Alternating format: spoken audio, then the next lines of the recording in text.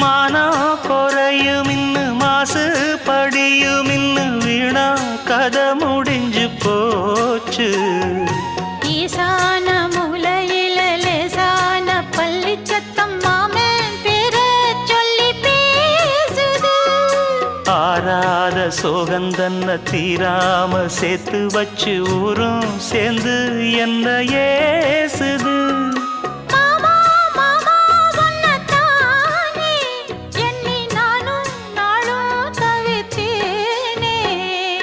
கூண்டுக்குள்ள என்ன வச்சு கூடி நின்ன ஊற விட்டு கூண்டுக்குள்ள போனதென்ன கோலக்கிளியே.